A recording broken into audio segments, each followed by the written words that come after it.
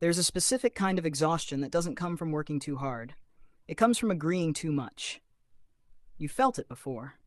That heavy quiet that settles in after you've said yes to something you never wanted to do.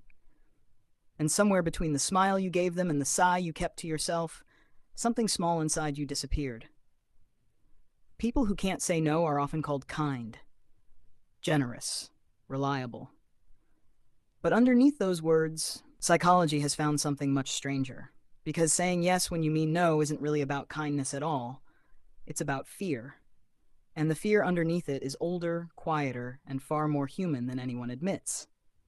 To understand it, we have to go back, not to childhood memories, but to the invisible lessons children absorb without ever being taught.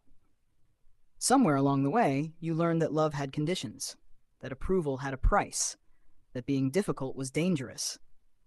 So you became easy, agreeable, flexible, the child who never caused problems, the teenager who smoothed everything over, the adult who couldn't say a simple two-letter word. Psychologists call this pattern the Fawn response.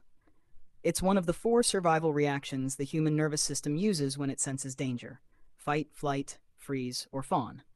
Most people know the first 3. Almost no one talks about the 4th. Fawning is when your brain decides that the safest way to survive conflict is to please the person causing it. It's not weakness. It's not people-pleasing for attention. It's an ancient nervous system whispering, if I make them happy, I'll be safe. But here's where the story becomes stranger. Because your brain doesn't just want to please people, it's built to. Neuroscience has found that social rejection activates the same regions of the brain as physical pain. The ache of being disliked is not metaphorical. It's real. Which means that every time you consider saying no, some quiet part of your brain interprets it as stepping toward a wound. And so without realizing it, you take the easier path. You say yes, you smile, you promise, you show up, you carry it, you resent it, you bury it. And the strangest part? The people around you rarely notice how heavy the weight has become. But psychology discovered something even stranger about people who can't say no. They don't just fear disappointing others. They fear knowing who they are without other people's approval. When your entire identity is built on being useful, being needed, being available, silence becomes terrifying. Because in the silence, there's no one to please, no task to complete, no one whose mood you need to manage. And that emptiness feels less like peace and more like disappearing.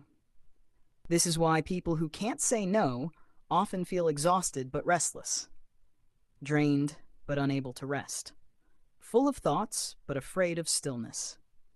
Neuroscientists have a name for the part of the brain responsible for this restless inner noise. They call it the default mode network, the mental radio that turns on the moment you stop being busy. And for people who spend their lives managing everyone else's emotions, this inner radio doesn't play music. It plays reruns of every conversation they wish had gone differently.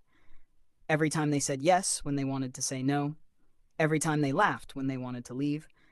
Every time they carried something that was never theirs to hold. But that's only part of the story. Because saying yes isn't just a habit.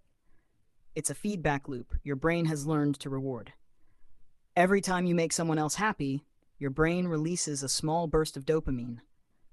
The same chemical involved in pleasure, motivation, and craving.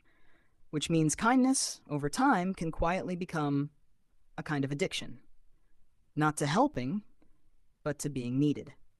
And like any addiction, it comes with a cost you don't notice until much later. Because when your worth is tied to your usefulness, rest starts to feel like guilt.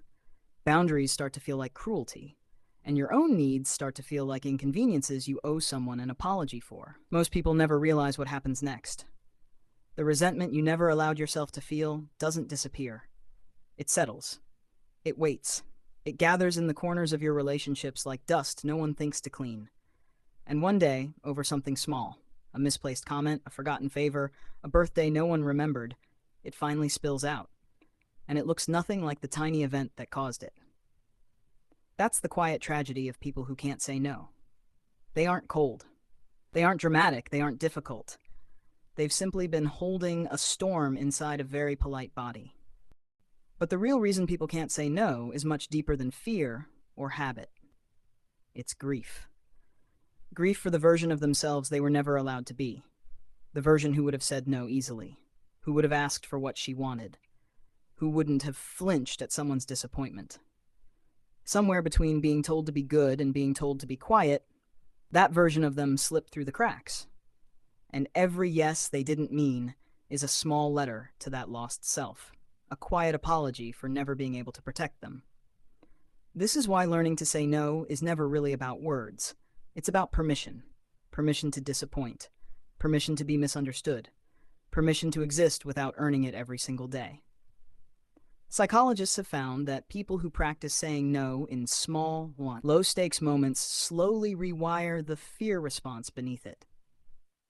The nervous system learns something new, that disappointing someone doesn't mean losing them, that being honest doesn't make you unlovable, that your softness is not the price of admission to your own life. And slowly, something quiet begins to shift. The exhaustion softens, the resentment fades, the inner radio grows quieter, and for the first time in a long time, silence stops feeling like disappearing and starts feeling like coming home. Because the truth psychology keeps returning to, again and again, is this. The people who struggle most to say no are usually the ones with the biggest hearts and the quietest wounds. And learning to say no isn't about becoming harder. It's about finally becoming honest. So here's a question worth sitting with tonight. If every yes you've ever given away came back to you, how many of them would you keep? If this video touched something quiet inside you, share your thoughts in the comments. Someone else out there is silently reading them, feeling less alone. Subscribe if you'd like to keep exploring the parts of the mind most people never talk about. And next time, we'll explore something even more haunting, the psychology of people who feel most alone in a room full of people. Until then, take care of the quiet part of you no one else sees.